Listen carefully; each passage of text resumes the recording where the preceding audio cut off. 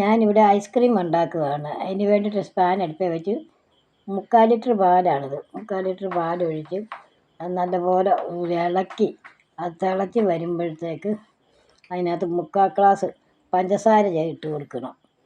പഞ്ചസാര ഇട്ട് ഇളക്കണം. അത് കുറേശ്ശെയായിട്ട് വേണം ഇട്ട് കൊടുക്കാനായിട്ട്. കുറേശ്ശെയായിട്ട് ഇട്ട് പാല് തിളച്ചത് വരുമ്പോഴത്തേക്ക് പഞ്ചസാര മുഴുവനും ഇട്ട് നല്ലപോലെ ഇളക്കണം. ഇളക്കി അത് നല്ലപോലെ കുറുകി കഴിയുമ്പോഴത്തേക്ക് നമുക്ക് നമുക്ക് ഒരു 1.5 സ്പൂണ് കസ്റ്റാർഡ് ചേർക്കണം. 1.5 സ്പൂണ് കസ്റ്റാർഡാണ് ചേർത്തിരിക്കുന്നത്. അതിൻ്റെ കൂടെ നമുക്ക് ഒരു സ്പൂണ് മിൽക്ക് മെയ്ഡ് കൂടി ചേർക്കണം. മിൽക്ക് മെയ്ഡും കൂടി ചേർത്ത് നല്ലപോലെ ഇളക്കണം. ഇളക്കി അത് നല്ലപോലെ അലിയിക്കണം. അലിയിച്ച് കഴിയുമ്പോഴത്തേക്ക് കസ്റ്റാർഡും പൊടി ഇട്ട് നമ്മൾ നല്ലപോലെ ഇളക്കി അതിൽ യോജിപ്പിച്ച് കഴിയുമ്പം അതിനകത്തോട്ട് ഒരു 1.5 സ്പൂണ് മിൽക്ക് മെയ്ഡ് കൂടി ചേർത്ത് ഇളക്കണം. നല്ലപോലെ ഇളക്കി ചേർത്ത് കുറുകണം. നല്ലപോലെ കുറുകി വന്ന് കഴിയുമ്പം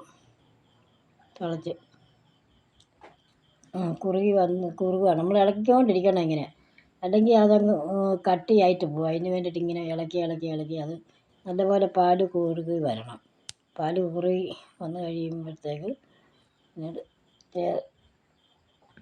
അത് നമുക്കൊരു മിക്സിക്കകത്തോട്ട് കുറുകി വാങ്ങി കഴിയുമ്പോൾ ഒരു മിക്സിയിലോട്ടിട്ടത് അടിക്കണം. പാലൊന്ന് തണുക്കണം. തണുത്ത് കഴിയുമ്പോൾ വേണം മിക്സിയിലോട്ട്. അതിന് വേണ്ടിയിട്ട് ഞാനിവിടെ പാൽപ്പൊടി 10 രൂപയുടെ പാൽപ്പൊടി ആണ് എടുത്തിരിക്കുന്നത്. 10 രൂപയുടെ പാൽപ്പൊടിയാണ് എടുത്തിരിക്കുന്നത്. 2 പാക്കറ്റാണ് എടുത്തിരിക്കുന്നത്. ഒരു പാക്കറ്റ് ഇട്ട് അതിൻ്റെ കൂട്ടത്തിൽ ഒരു സ്പൂണ് വാനിലയുടെ എസൻസും കൂടെ ഒഴിക്കുകയാണ്. ഒരു 1/2 സ്പൂണും കൂടെ ഒഴിച്ചേക്കാം. അതും കൂടെ ഒഴിച്ച് മിക്സിയിലിട്ട് അത് നല്ലപോലെ അടിച്ചെടുക്കണം. മിക്സിയിലിട്ട് നല്ലപോലെ അടിച്ചെടുത്തിട്ട്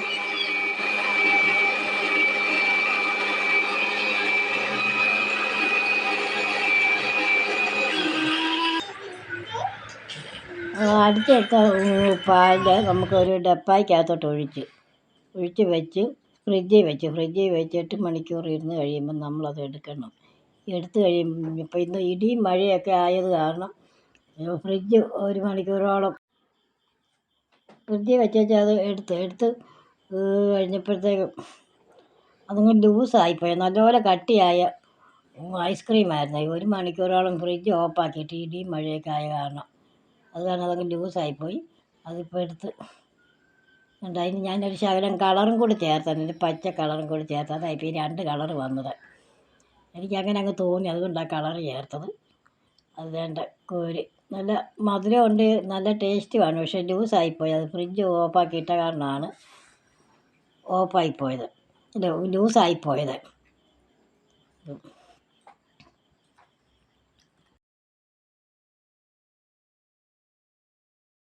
ഈ വീഡിയോ കണ്ട് ഇഷ്ടപ്പെടുന്നവർ സബ്സ്ക്രൈബ് ചെയ്യാൻ മറക്കരുത്. ലൈക്ക് ചെയ്യുക, സബ്സ്ക്രൈബ് ചെയ്യുക, ഷെയർ ചെയ്യുക, കമൻറ്റ് ചെയ്യുക. എല്ലാവരുടെയും പിന്തുണ എനിക്കുണ്ടാകണം. ഞാൻ ഉണ്ടാക്കി